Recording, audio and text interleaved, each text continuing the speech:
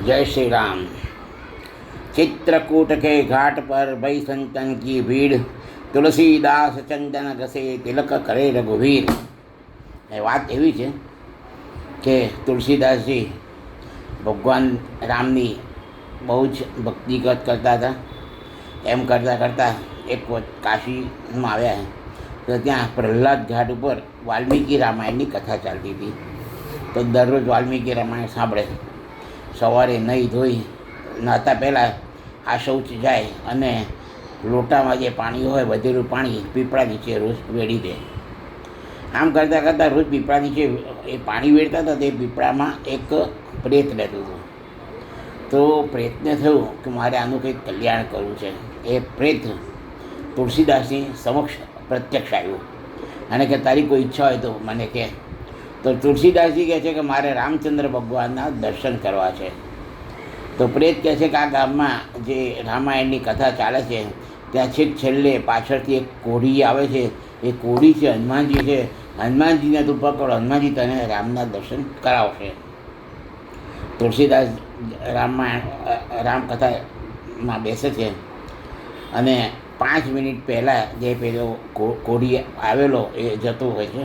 તો તુલસીદાસજી એની પાછળ પડે છે અને જઈ અને એમના પગ પકડી લે છે અને કે તમે જ હનુમાન છો. પછી હનુમાનજી એમને પ્રત્યક્ષ દર્શન આપે છે અને પછી હનુમાનજી આગળ એક માગણી કરે છે કે મને રામચંદ્ર ભગવાનના દર્શન કરાવો. તુલસીદાસજી કહે છે કે તમે ચિત્રકૂટના ઘાટ ઉપર જાઓ, ત્યાં તમને રામજીના દર્શન થશે. ચિત્રકૂટના ઘાટ ઉપર ગયા. ત્યાં મંદાકિનીના કિનારા પર તુલસીદાસજી તપ કરતા હતા. એક દિવસ 2 ઘોડા પર 2 છોકરો આવ્યા. એક બહુ જ શ્વેત અને એક બીજો સહેજ શ્યામ અને કોઈ હરણની પાછળ પડેલા. હવે જ રામ અને લક્ષ્મણ હતા પણ તુલસીદાસજી ઓળખી શક્યા નહીં. એટલે થોડી વાર પછી ત્યાં હનુમાનજી આવ્યા કે આ ગયા એ જ રામ અને લક્ષ્મણ હતા. પછી બીજા દિવસે ફરીથી રામ અને લક્ષ્મણ ત્યાં આવ્યા અને પહેલાં તુલસીદાસજી એ ભગવાનની પૂજા કરવા માટે સવારે ચંદન ઘસતા હોય છે. ત્યાં બંને રામ લક્ષ્મણ આવીને ઊભા રહે છે અને કહે છે કે અમને તિલક કરો. તુલસીદાસજી તિલક કરવા જાય છે અને હનુમાનજીને થાય છે કે આ રામ લક્ષ્મણને ઓળખી શકશે નહીં. એટલે હનુમાનજીએ એ એક પોપટનું સ્વરૂપ લીધું અને જઈને ઝાડ ઉપર બેઠા અને બોલ્યા, चित्रकूट के घाट पर भई संतन की भीड़, तुलसीदास चंदन करे तिलक देत रघुवीर. કે તમે જેને તિલક કરો છો એ રામચંદ્ર ભગવાન છે. એટલે રામજીને જોઈ અને તુલસીદાસજી એમની સૂધ બૂધ ગુમાવી બેઠા અને બેભાન થઈ ગયા.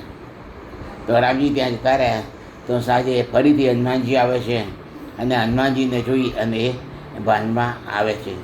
એટલે નસીબદાર માણસને ભક્તને જો ભૂત મળે તો એ ભગવાનના દર્શન કરાવે. જય શ્રી રામ.